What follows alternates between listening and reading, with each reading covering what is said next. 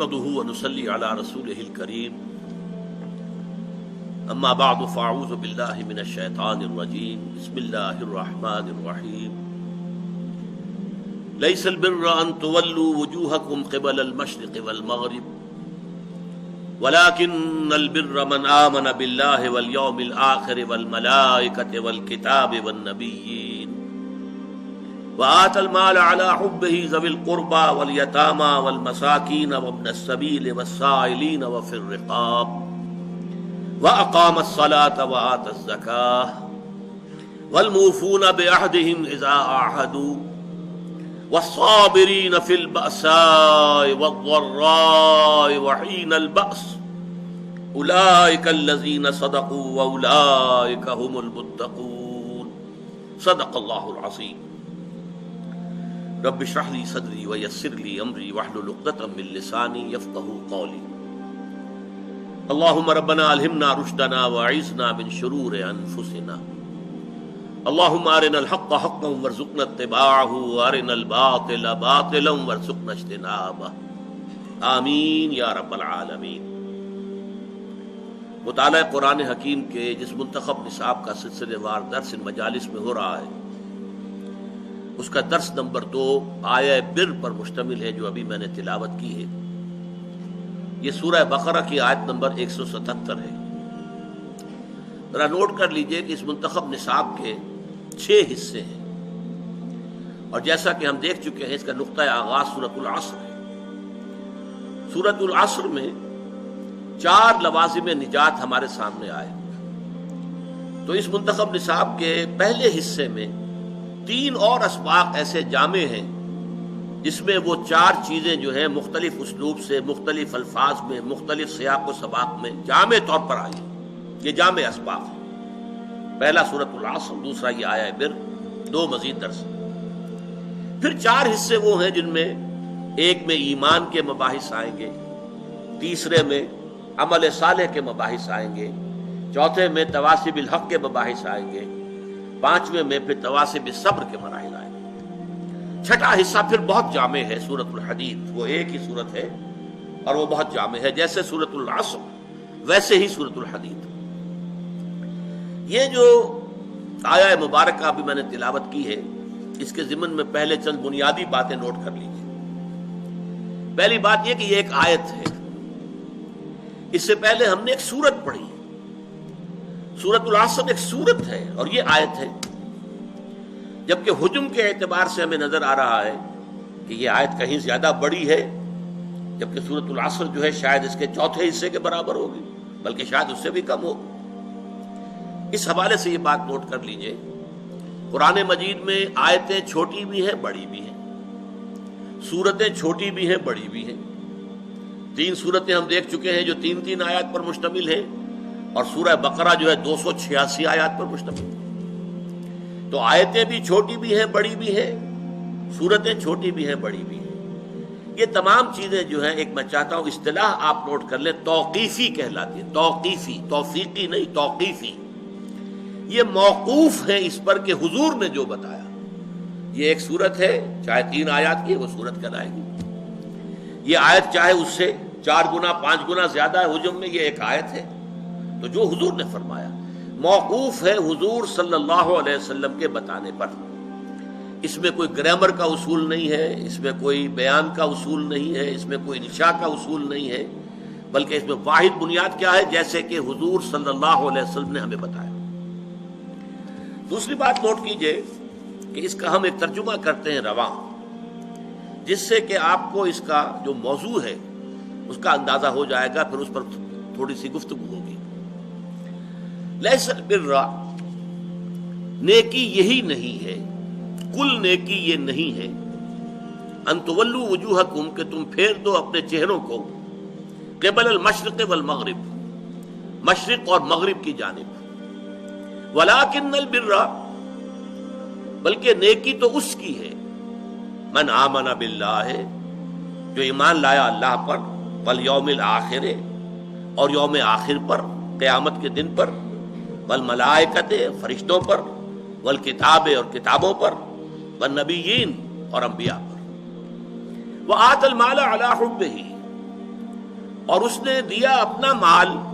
اس کی محبت کے علی الرغم ذوی القربہ، قرابت داروں کو، والیتامہ اور یتیموں کو، والمساکین اور مسکینوں کو، وابن السبیل اور مسافروں کو، والسائلین اور مانگنے والوں کو، وفی الرقاب اور لوگوں کی گردنیں چھڑانے میں، وَأَقَامَ الصَّلَاةَ وَآتَى الزَّكَاةَ اور قائم کی اس نے نماز اور ادا کی زکوٰۃ، وَالْمُوفُونَ بِعَهْدِهِمْ إِذَا عَاهَدُوا اور اپنے عہد کو پورے کرنے والے جبکہ کوئی معاہدہ کر لیں، وَالصَّابِرِينَ فِي الْبَأْسَاءِ وَالضَّرَّاءِ وَحِينَ الْبَأْسِ اور خصوصاً وہ جو صبر کرنے والے ہوں فقر و فاقہ میں، تکلیف میں اور جنگ کے وقت۔ اولئک الذین صدقوا یہ ہیں وہ لوگ جو سچے ہیں، صادق ہیں، راست باز ہیں۔ واولئک هم المتقون اور یہی لوگ متقی ہیں۔ اب اس سے جو بات آپ کے سامنے آئی، اس آیت مبارکہ میں نیکی کے ایک محدود تصور یا سطحی تصور کی نفی کرتے ہوئے نیکی کا ایک جامع تصور پیش کیا گیا۔ تفسیر میں بعد میں عرض کروں گا، لیکن اتنی بات سمجھ میں آ گئی کہ نیکی کا ایک خاص تصور تھا جس کی نفی کی گئی۔ لیس البر ان تولوا وجوہکم قبل المشرق والمغرب، دیکھو کل نیکی یہی نہیں ہے کہ اپنے چہرے مشرق اور مغرب کی طرف پھیر دو، ولکن البر، اس کے بعد تفاصیل آئی۔ نیکی تو حقیقتاً اس کی ہے جس میں یہ چیزیں پوری ہو رہی ہیں۔ یہ موضوع کس قدر اہم ہے اس کو اچھی طرح سمجھ لیجیے۔ دیکھیے نیکی کا تصور صحیح ہونا کس قدر اہم ہے، اس کی اہمیت کو آپ یوں سمجھیے کہ جو بھی تصور نیکی کا کسی کے سامنے ہوگا وہ اسی پر عمل کرے گا۔ اگر کوئی محدود سا تصور ہے اس کے ہاں نیکی محدود درجے میں رہے گی، کوئی سطحی سا تصور ہے اس کے ہاں نیکی وہ سطحی رہے گی۔ اب مثال کے طور پر میں آپ کو بتاؤں، ہمارے ہاں عام طور پر الا ماشاء اللہ کٹر مذہبی قسم کے جو لوگ ہوتے ہیں وہ شریعت کے ظاہری احکام میں بہت سخت، بہت متشدد، ذرا سا ادھر سے ادھر ہو گیا، کسی نے حنفی مسجد میں رفع یدین کر لیا تو قیامت برپا ہو گئی، یہ کون آ گیا ہمارے یہاں؟ حالانکہ کون سی بڑی قیامت آ گئی اس میں؟ کسی نے اونچی زبان سے اونچی آواز میں اگر آمین کہہ دی تو ایک مصیبت ہو گئی۔ تو ان چیزوں میں تو بڑے جازم، بڑے پختہ اس پہ جھگڑے کریں گے، مناظرے کریں گے، لیکن عام طور پر دیکھا گیا ہے دل کے کٹھور، سخت دل، عام طور پر دیکھا گیا ہے کہ ان میں وہ رقت قلب نہیں ہوتی، انسانی ہمدردی نہیں ہوتی۔ اس سے بھی آگے معاملات کا ہیر پھیر ہوتا ہے، چھوٹی چھوٹی باتوں پر جھگڑ رہے ہیں شریعت کی، اور سودی کاروبار ڈٹ کر رہے ہیں، کوئی پرواہ نہیں۔ گویا کہ حضرت مسیح علیہ السلام نے جیسا کہ یہودیوں کے بارے میں کہا تھا کہ تم مچھر چھانتے رہتے ہو اور سموچے اونٹ نگل جاتے ہو۔ چھوٹی چھوٹی چیزوں کے اوپر بحثیں ہیں، مناظرے ہیں، گفتگویں ہیں، دلائل ہیں، کتابیں موٹی موٹی شائع کی جا رہی ہیں، چیلنج کیے جا رہے ہیں، لیکن یہ ہے کہ جو بڑے بڑے منکرات ہیں، حرام شے، اس میں ملوث ہے۔ تو یہ ایک نیکی کا ایک خاص تصور ہے کہ جو ہمارے ہاں ایک مذہب کا جو کٹر مذہبی طبقہ ہے عام طور پر اس کے اندر پایا جاتا ہے، اور اسی کا رد عمل ہے کہ ہمارے ہاں کا نوجوان طبقہ جو ہے، ظاہر بات ہے کہ نوجوان حساس ہوتے ہیں، بلکہ ایسے لوگوں کی اپنی اولادیں جو ہیں ان میں ایک رد عمل پیدا ہو جاتا ہے، اس لیے کہ ان سے چھپا نہیں ہوتا اپنے باپ کا کردار کہ یہ نیکی کے کس تصور پر عمل پیرا ہے، اس کا کردار حقیقتاً کیا ہے۔ اس میں ہمدردی جو ہے نوع انسان کی نام کو موجود نہیں، کسی کو تکلیف میں دیکھ کر اس کا دل جو ہے دکھتا نہیں، اس کا ہاتھ اپنی جیب کی طرف نہیں جاتا کسی بھوکے کو دیکھ کر۔ لہذا وہ جو کردار کا ایک تضاد سامنے آتا ہے کہ ایک طرف یہ بڑا مذہبی بنا پھرتا ہے اور حقیقت میں اس کے کردار کا عالم یہ ہے، تو اس کا رد عمل ہوتا ہے۔ نوجوان حساس ہوتے ہیں اور ان کی سوچ بالعموم صحیح ہوتی ہے، غلط نہیں ہوتی۔ یہ دوسری بات ہے کہ رد عمل میں انسان دوسری انتہا کو نکل جائے۔ تو ایک تصور تو یہ ہے ہمارے معاشرے کے اندر جو مذہبی طبقات ہیں اور زیادہ کٹر قسم کے جو مذہبی لوگ ہیں ان کے اندر آپ کو یہ تضاد نظر آئے۔ اس کا بالکل برعکس معاملہ ہے ہمارے ہاں کا جو لبرل طبقہ ہے، وکلاء ہیں، ڈاکٹرز ہیں، تعلیم یافتہ لوگ ہیں، ایجوکیٹڈ ایلیٹ ہے، پروفیشنلز ہیں، ان سے آپ کو ایسی باتیں سننے کو ملیں گی کہ جناب نماز روزہ تو انسان کا انفرادی فعل ہے، کوئی کرے نہ کرے، ہاں جھوٹ نہیں بولنا چاہیے، ایفاء عہد ہونا چاہیے، کسی کو دھوکہ نہیں دینا چاہیے. یہ بالکل برعکس کہ معاملات انسانی کے اندر اپنا فرض ادا کرنا چاہیے. آپ اگر کہیں ملازم ہیں اور تنخواہ لے رہے ہیں تو اپنے فرائض منصبی جو ہے پوری طریقے سے تہہ دل سے ادا کریں، پورا اس کا حق ادا کریں، تاکہ آپ کے لیے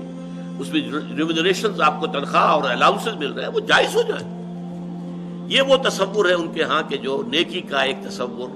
جو ہمارے ہاں کے تعلیم یافتہ طبقات کے اندر نظر آتا ہے کہ وہ عبادات وغیرہ کی کوئی خاص اہمیت نہیں ہے. بس نماز روزہ تو ٹھیک ہے اپنے لیے ہے، جو شخص کر لے نہ کرے کیا فرق پڑتا ہے، حالانکہ وہ فرائض ہیں دین کے. لیکن یہ ہے کہ اصل کردار، اصل جو نیکی ہے وہ تو یہ ہے. اب اس سے بھی آگے بڑھ کر میں آپ کو ایک تیسری شکل دکھانا چاہتا ہوں جو ہمارے معاشرے کے برے لوگ شمار ہوتے ہیں، جنہیں آپ گنڈے کہتے ہیں یا ڈاکو یا جیب تراش